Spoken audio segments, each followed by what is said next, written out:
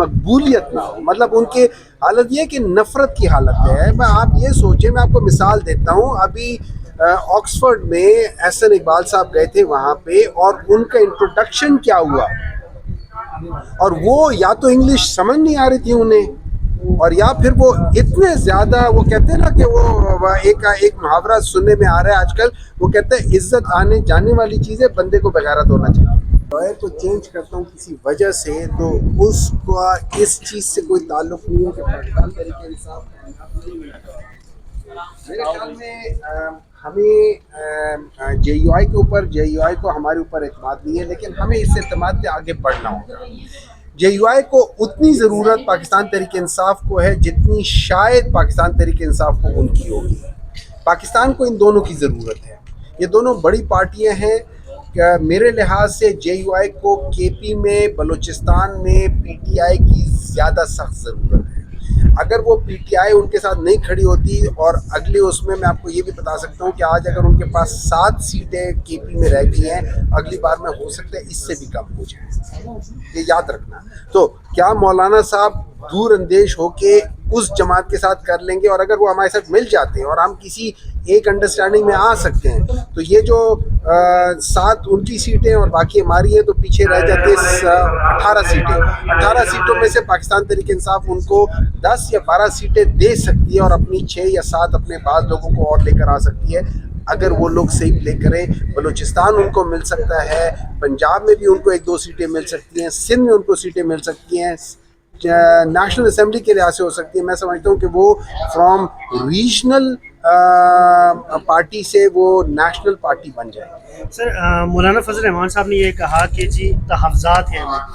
Senator Kamran Murtaza صاحب نے کہا کہ اسد کیسر صاحب نے ہم نے انہیں کہا جی کہ یہ تحفظات ہیں، ان کا جوابات ہمیں 15 دنوں تک پہنچا دیں، لیکن 15 دنوں میں انہوں نے کوئی جواب نہیں دیا کہ یہ تحفظات ہیں، یہ کیسے دور کیے جائیں گے. پہلے یہ بتا دیں اگر ممکن ہو کہ کون سے تحفظات ہیں، اور پی ٹی آئی کی طرف سے تحفظات دور کیوں نہیں کیے جا رہے. دیکھیں اس طرح ہے، ان کے جو تحفظات ہیں وہ بیسیکلی پاکستان تحریک انصاف کی پالیسی کے لحاظ سے. اب وہ پالیسی کے اوپر ڈیسیجن میکنگ عمران خان کرتا ہے. میں ان کی بات لے کر عمران خان سے بات کرنے جاؤں گا، جب مجھے عمران خان سے ملنے نہیں دیں گے، میں ان کی بات کیسے لے کر جاؤں گا؟ تو جہاں تک میں یہ سمجھتا ہوں، مولانا فضل الرحمان صاحب کو یہ دیکھنا چاہیے اور کہنا چاہیے کہ ان کے تحفظات کے آج تک جواب اس وجہ سے نہیں ملا کہ اس مکار گورنمنٹ نے پاکستان تحریک انصاف کو عمران خان سے ملنے کی اجازت نہیں دی. کیوں؟ یہ سارے ڈرے ہوئے ہیں. یہ ڈرے ہوئے ہیں کہ کہیں اگر یہ لوگ یکجا ہو گئے تو پھر ہماری تو ہو جائے گی. تو یہ لوگ حالات ان کے بہت پتلے ہیں. دیکھیں جن لوگوں کی بیس عوام میں نہ ہو، جن کی مقبولیت نہ ہو، مطلب ان کی حالت یہ کہ نفرت کی حالت ہے. میں آپ یہ سوچیں، میں آپ کو مثال دیتا ہوں. ابھی آکسفورڈ میں احسن اقبال صاحب گئے تھے وہاں پہ، اور ان کا انٹروڈکشن کیا ہوا، اور وہ یا تو انگلش سمجھ نہیں آ رہی تھی انہیں، اور یا پھر وہ اتنے زیادہ، وہ کہتے ہیں نا کہ وہ ایک محاورہ سننے میں آ رہا ہے آج کل، وہ کہتے ہیں عزت آنے جانے والی چیز ہے، بندے کو بغیرت ہونا چاہیے. ٹھیک ہے، وہ جس طریقے سے ادھر بیٹھے تھے، میں اگر خدا نہ خاصہ اس جگہ پہ ہوتا، میں اٹھ کے چلا جاتا. میں ادھر کرتے ہی نہ، پہلے تو ادھر جاتے ہی نہ، کیونکہ مجھے پتہ ہے میں ادھر جاؤں گا، میں نے جو غلطیاں کی ہیں ان کے وہ کریں گے. دنیا دیکھ رہی ہے، اور یہ ہسٹری کے اندر ریکارڈ ہو رہا ہے. آپ اپنا نام کیسے چھوڑ کر جا رہے ہو؟ میرے جو والد صاحب تھے، انہوں نے مجھے کہا تھا کہ بیٹا میں تمہیں کوئی زیادہ چیزیں نہیں دے کر جا رہا ہوں، ایک چیز دے کر جا رہا ہوں، وہ ہے نام. کوئی تمہیں یہ نہیں کہے گا کہ تم فلانے فلانے فلانے شخص کے بیٹے ہو. یہ لوگ جو نام چھوڑ کر جا رہے ہیں پی ایم ایل این کا، لوگ تھوکیں گے نہیں اس کے اوپر. لاسٹ کوشچن ہے سر. ابھی فیصل چودھری صاحب نے یہ کہا کہ ہم 8 سے 10 وکلاء وہاں موجود تھے. بشرا بی بی نے یہ کہا کہ کوئی نیا وکیل دیکھا جائے. نیا وکیل ان کا نام بھی سامنے آ چکا ہے. کیا یہ 8 سے 10 لوگ، جس میں سلمان اکرم راجہ صاحب ہیں، بریسٹر گور صاحب ہیں، بڑے بڑے نام ہیں، سینئر قانون دان ہیں، تو کیا ان سے وہ ایک ٹرسٹ کا ایلیمنٹ ختم ہو چکا ہے اتنا عرصہ گزارنے کے بعد؟ وہ زیادہ لوگ جو ہے وہ پارلیمنٹیرین بھی ہیں.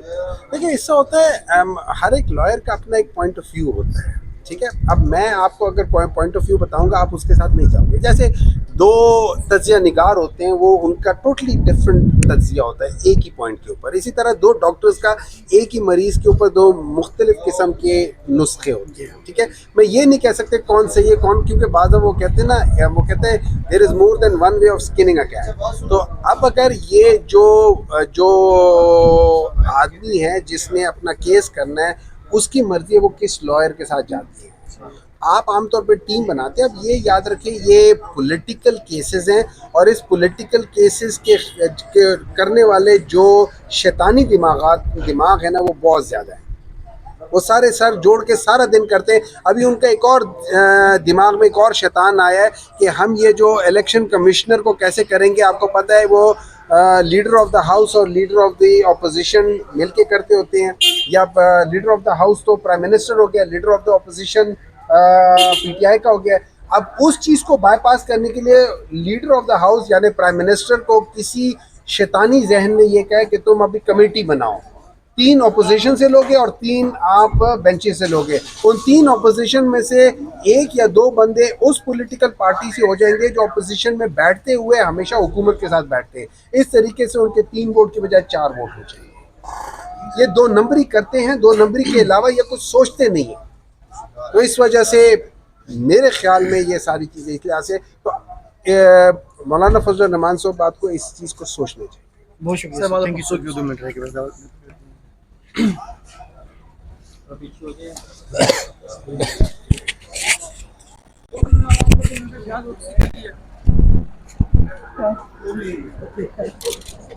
क्या नाम है इनका यार? सेनेटर